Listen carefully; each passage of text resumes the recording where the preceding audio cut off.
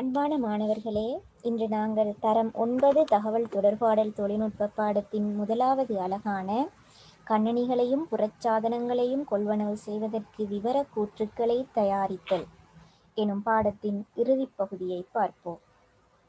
ஏற்கனவே நாம் முன்னைய வகுப்புகளில்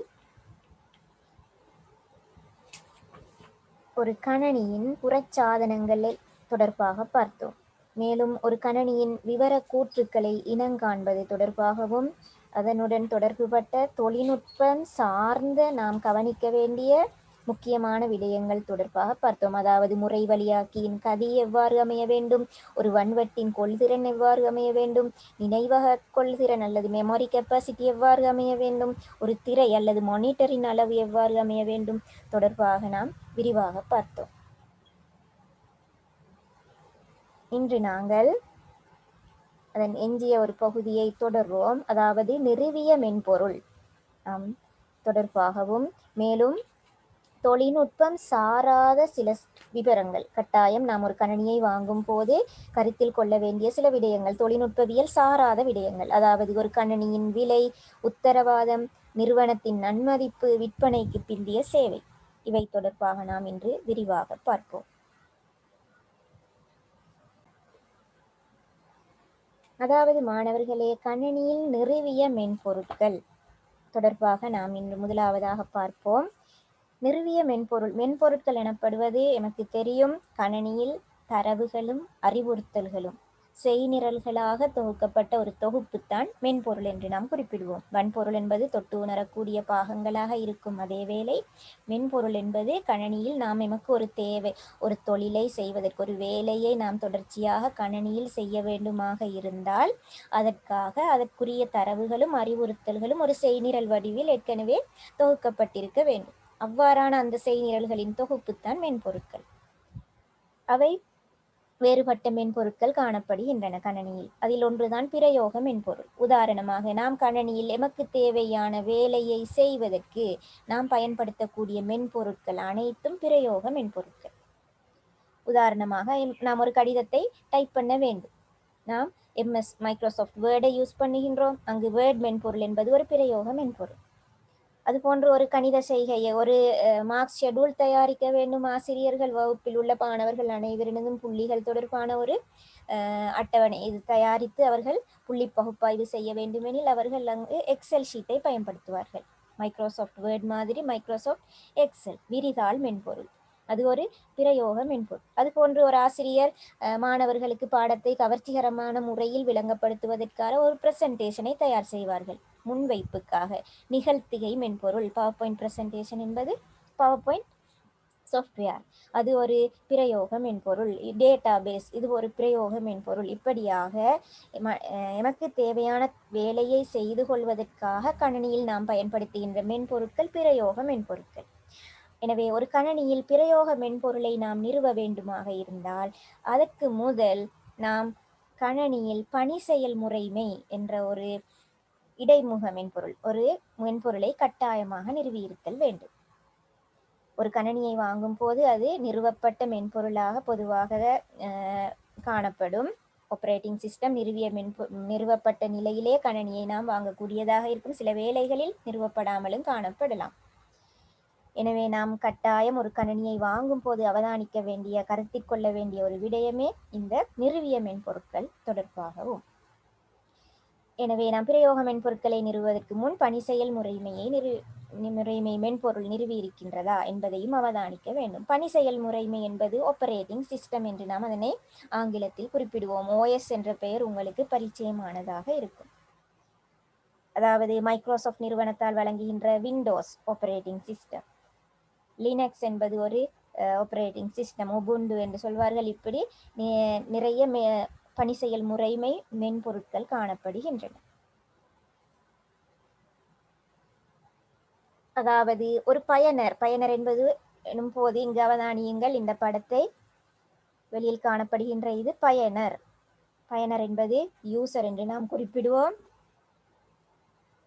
கவனியுங்கள், இது யூசர். ஒரு பணி செயல் முறைமையில் யூசருக்கும் வன்பொருட்கள் என்பது ஹார்ட்வேர்ஸ், கணினியின் கீபோர்ட், மவுஸ், மானிட்டர் இப்படிப்பட்ட கூறுகள். இவற்றுக்கும் இடையில் ஒரு தொடர்புடைமையை ஏற்படுத்துவது இந்த மென்பொருட்களாக இருக்கும். அது பிரயோக மென்பொருள் மற்றும் பணி செயல்முறை மென்பொருளாக காணப்படும். மேலும் பிரயோக மென்பொருள் ஒன்றை நாம் நிறுவுவதற்கு பணி செயல்முறைமையும் கட்டாயம் அவசியமானதாக காணப்படும். மேலும் ஒரு பணி செயல்முறையை நாங்கள் தேர்ந்தெடுக்கும் போது அது சில வேளைகளில் திறந்த பணி செயல்முறைமை மென்பொருளாக காணப்படலாம். உதாரணமாக லினக்ஸ், உபுண்டு எனப்படுவது திறந்தது, அதாவது ஓப்பன் சோர்ஸ். நாங்கள் இலவசமாக டவுன்லோட் பண்ணுவதன் மூலம் கணினியில் நமக்கு அந்த மென்பொருட்களை நிறுவிக் கொள்ளலாம்.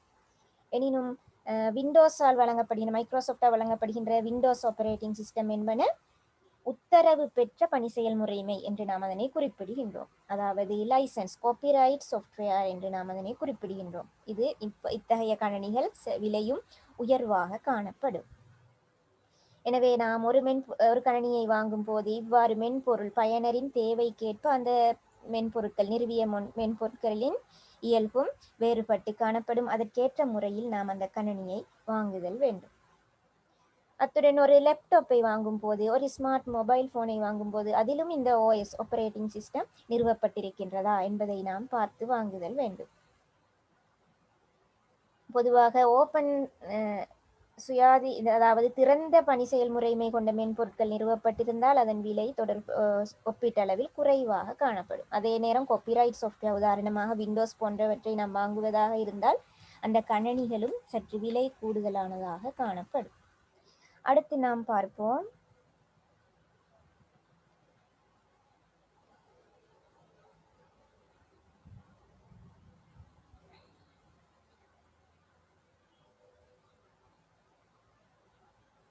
இங்கே கவனியுங்கள். ஒரு கணினியை வாங்கும் போது கருத்தில் கொள்ள வேண்டிய சில விடயங்கள், முக்கியமான விடயங்கள் தொடர்பாக நாம் பார்த்தோம். இவை அனைத்தும் தொழில்நுட்பம் சார்ந்த விடயங்கள் என்று நாம் குறிப்பிடுகின்றோம். இங்கு அவதானியுங்கள் மாணவர்களே.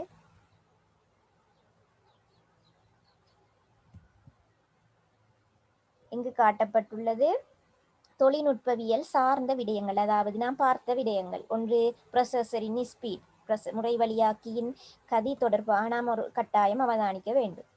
வன்வட்டின் கொள்திறன், ஒரு ஹார்ட் டிஸ்க் கெப்பாசிட்டி தொடர்பாக நாம் கருத்தில் கொள்ள வேண்டும். அடுத்து நினைவக கொள்திறன் ரேம், மெமரி கெப்பாசிட்டி எவ்வாறு அமைய வேண்டும். அடுத்து ஒரு ஸ்கிரீன், திரை எவ்வாறு சைஸ் அமைய வேண்டும் என்பது தொடர்பாக நாம் ஒரு புதிய கணினியை வாங்கும் போது விவரக்கூற்றில் கட்டாயம் கருத்தில் எடுக்க வேண்டிய விடயங்கள் என்று நாம் பார்த்தோம். தற்போது நாம் பார்க்க இருப்பது ஒரு விவரக்கூற்றில் தொழில்நுட்பவியல் சாராத சில விடயங்கள் தொடர்பாகவும் நாம் கவனிக்க வேண்டும். அந்த வகையில் உங்களுக்கு தரப்பட்டுள்ளது ஒரு கணினியின் விலை தொடர்பாகவும் நாம் கவனிக்க வேண்டும். அத்துடன் உத்தரவாதம், வாரண்டி என்று நாம் அதனை குறிப்பிடுவோம். ஒரு நிறுவனத்தின் நன்மதிப்பு, எத்தகைய நிறுவனம் என்பது தொடர்பாக நாம் கருத்தில் எடுக்க வேண்டும். விற்பனைக்கு பிந்திய சேவை, இது தொடர்பாக நாம் இப்போது விரிவாக பார்ப்போம்.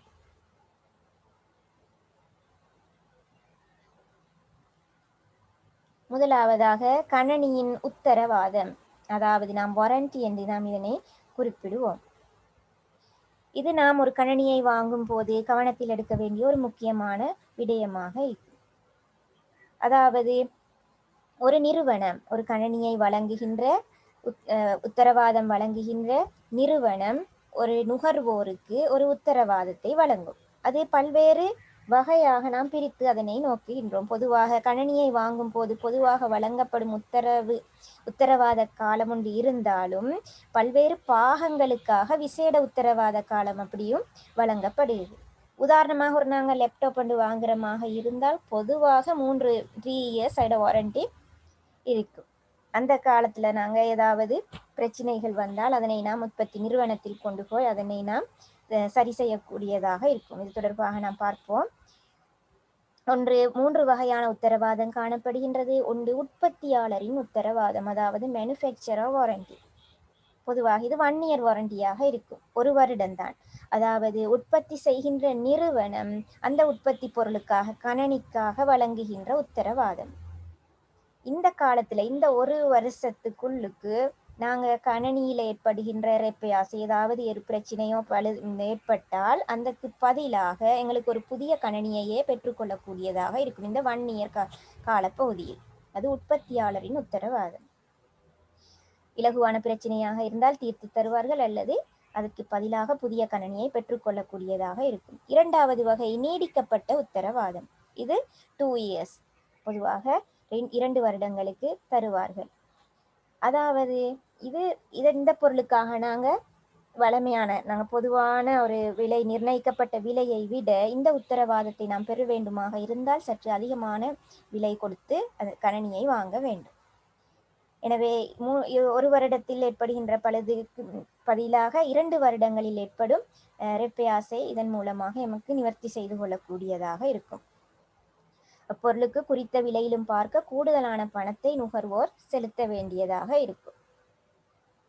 இதன் மூலம் பொதுவாக வழங்கும் உத்தரவாத காலத்துக்கு மேலதிகமாக உத்தரவாத காலத்தை இது நீடித்து வழங்கும். ஒரு எக்ஸ்டெண்ட் பண்ணி தருவது நீடிக்கப்பட்ட உத்தரவாதம். அதுக்காக நாங்கள் என்ன செய்யணும்னா அந்த நீடிக்கப்பட்ட அந்த காலத்துக்காக கணனியை கூடிய ஒரு விலை கொடுத்து நாங்கள் அதை வாங்க வேண்டும்.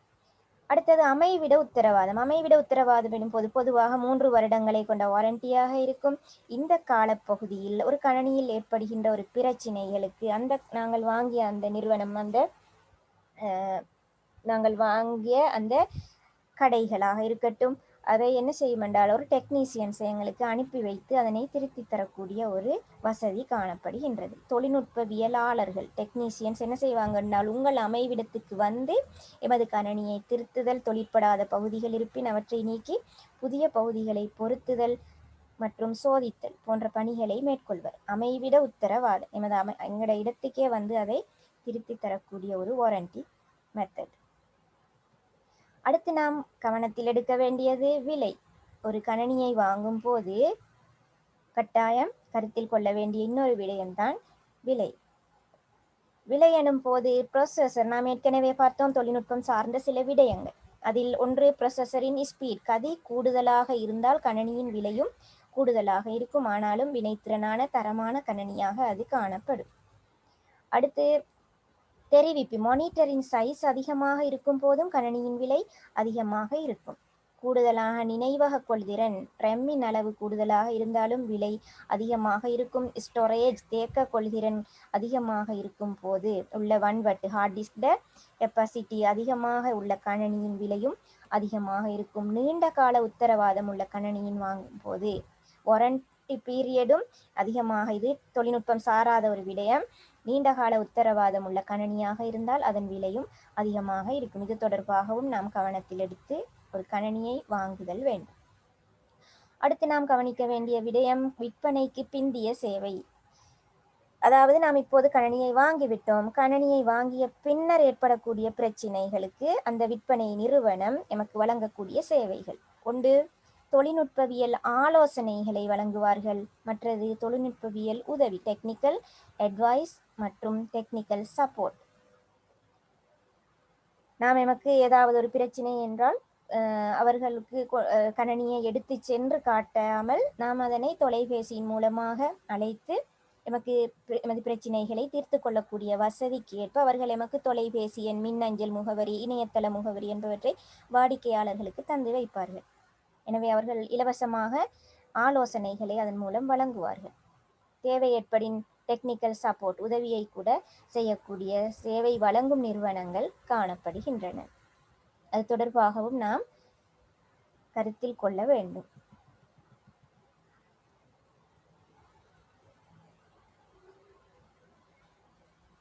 இவை தொழில்நுட்பம் சாராத விடயங்களாக காணப்படுகின்றன. இது நாம் தொடர்பாக பார்த்தோம். அதாவது ஒரு கணனியை வாங்கும் போது ஒரு கணனி விவரக்கூற்றில் தொழில்நுட்பம் சார்ந்த விடயங்கள் மற்றும் தொழில்நுட்பம் சாராத விடயங்கள் தொடர்பாக விரிவாக பார்த்தோம்.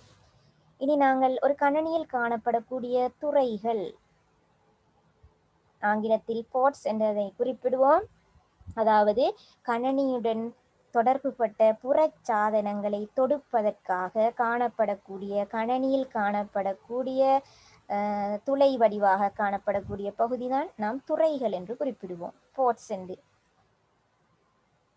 இந்த வகையில் அதிகமான துறைகள் காணப்படுகின்ற கணனியுடன் புறச்சாதனங்களை இணைப்பதற்காக அதிகமான துறைகள் காணப்படுகின்றன. அதில் முக்கியமான ஒரு துறைதான் யூஎஸ்பி போர்ட். யூஎஸ்பி என்ற வேர்டு உங்களுக்கு பரிச்சயமானதாக இருக்கும்.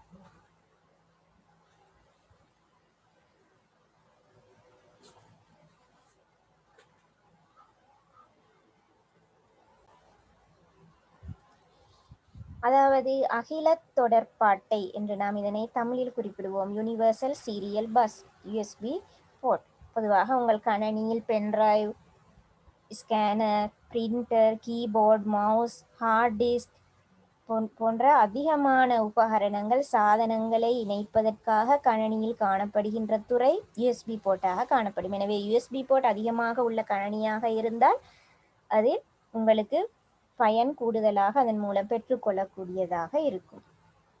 இதில் நீங்கள் தெரிந்து வைத்திருக்க வேண்டும் யூஎஸ்பி போர்ட்டுடன் இணைக்கத்தக்க சாதனங்கள்: printer, keyboard, mouse, scanner, external hard disk, external DVD drive, digital camera, web camera, barcode reader, memory card, pen drive. இது தொடர்பாக நாம் ஏற்கனவே பார்த்துவிட்டோம். இவை அனைத்தும் இணைக்கப்படுவது யூஎஸ்பி போர்ட்டுடன் ஆகும். அடுத்து இன்னொரு துறை போர்ட், நெட்வொர்க் போர்ட், வலையமைப்பு துறை. அதாவது கணனியின் சிஸ்டம் யூனிட்டில் பின்புறமாக உங்களுக்கு இதனை அவதானிக்கலாம். இந்த பகுதியை நான் குறிப்பது நெட்வொர்க் போர்ட். அதாவது கணனி வலையமைப்பாக்குவதற்கு, இன்டர்நெட்டுடன் தொடர்பு படுத்துவதற்காக நாம் இந்த துறையில் RJ45 எனப்படுகின்ற ஒரு கேபிளை இதை நாம் பொருத்துகின்றோம். இது தொடர்பாக நாம் அடுத்த பாடங்களில் பார்ப்போம். இந்த துறை வலையமைப்புக்கு தொடர்பு படுகின்ற துறையாக இருக்கும். அதுபோன்று இங்கு காட்டப்படுகின்ற இந்த துறைகள் கீபோர்ட், மவுஸை நாம் இணைப்பதற்கு பயன்படுத்தலாம். யூஎஸ்பி போர்ட் என்று குறிப்பிடுவோம். அடுத்து ப்ளூடூத். இதையும் நாம் அவதானிக்க வேண்டும், கருத்தில் கொள்ள வேண்டும். ப்ளூடூத் வசதிகள், வைஃபை வசதிகள் காணப்படுகின்றனவா என்பது தொடர்பாகவும் நாம், அதாவது கணனியுடன் வயர்லெஸ் என்று நாம் குறிப்பிடுவோம். வடங்கள் இல்லாத சந்தர்ப்பத்தில் வலையமைப்பை ஏற்படுத்துவதற்கு பயன்படுத்தக்கூடிய வசதிகள் தான் வைஃபை வசதி, ப்ளூடூத் வசதிகள் போன்ற வசதிகள். இவை தொடர்பாகவும் நாம் கவனத்தில் எடுக்க வேண்டும்.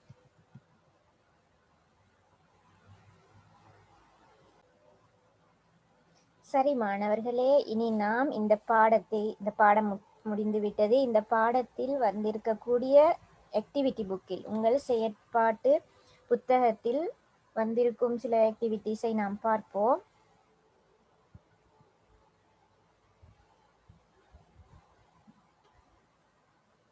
நாம் ஏற்கனவே 1.2, 1.1, 1.2 ஆக்டிவிட்டிஸ் செய்துவிட்டோம். 1.3 ஆக்டிவிட்டியை பாருங்கள்.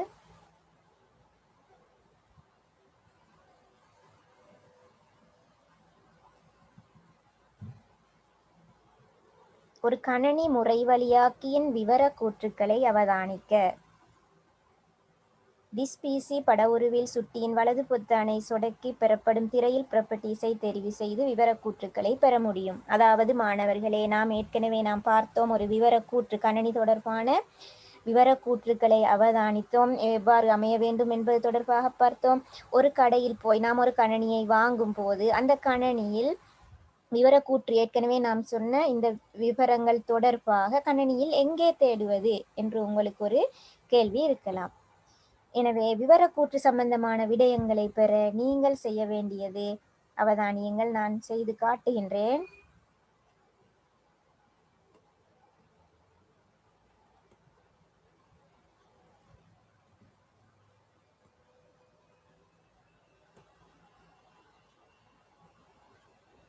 இங்கு உங்கள் கணனியில் திஸ் பிசி என்று காணப்படுகின்ற மை கம்ப்யூட்டர் அல்லது திஸ் பிசி என்று காணப்படுகின்ற இந்த ஐக்கனை நீங்கள் ரைட் கிளிக் செய்வதன் மூலம் ப்ராப்பர்ட்டிஸ் என்று காணப்படுகின்ற இந்த ப்ராப்பர்ட்டிஸ் என்று காணப்படுவதை நாம் ஓப்பன் செய்து கொள்ள வேண்டும். டபுள் கிளிக் பண்ணுவதன் மூலம் ஓப்பன் செய்து கொள்ளலாம். இதன் போது உங்களுக்கு இவ்வாறு காட்சி அளிக்கும். இதில் உங்களுக்கு நீங்கள் பயன்படுத்துகின்ற கணனியின் முழு விவரக்கூற்றுக்களையும் இதன் மூலம் பெற்றுக்கொள்ளக்கூடியதாக இருக்கும். நமக்கு தேவையான முக்கியமான விடயங்களை மாத்திரம் நாங்கள் பார்ப்போம். இங்கு அவதானியுங்கள்.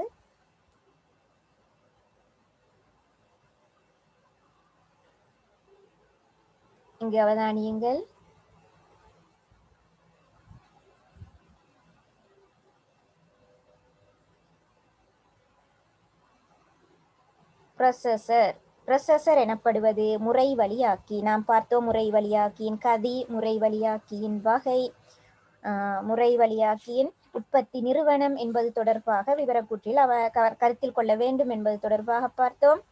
இங்கு இன்டெல் என்று காணப்படுவது உற்பத்தி நிறுவனமாக இருக்கும். அதேவேளை கோ i5 எனப்படுவது, கோ என்பது அகணிகள், கோ i5 என்பது முறை வழியாக்கியின் வகையாக அமையும். நாம் பார்த்தோம் கோ i3 i5 என்று காணப்படுவது போல சிங்கிள் கோ டுவல் கோ என்பது தொடர்பாக நாம் விரிவாக பார்த்தோம். அடுத்து இந்த சிபியுவின் கதி ஜிகா ஹெர்ட்ஸில் அளக்கப்படுகின்றது தொடர்பாக நாம் பார்த்தோம். 2.5 ஜிகா ஹெர்ட்ஸ் இதன் கதியாக காணப்படுகின்றது. அடுத்து முக்கியமாக நாம் கவனிக்க வேண்டிய ஒரு விடயம் மெயின் மெமரி. மெயின் மெமரி எனப்படுவது ரேம், தற்காலிக மெமரியாக காணப்படும் தற்போக்கு பெருவழி நினைவகம். அது 8 ஜிபியாக காணப்படும். அதாவது பிரதான நினைவகம் 8 ஜிபியாக காணப்படுகின்றது கொள்ளளவு. அடுத்து நாம் முக்கியமாக அவதானிக்க வேண்டிய விடயங்கள் இந்த ப்ரொசஸரின் இயல்புகள் மற்றும் RAM தொடர்பாக நீங்கள் தெரிந்து வைத்திருந்தால் போதுமானது.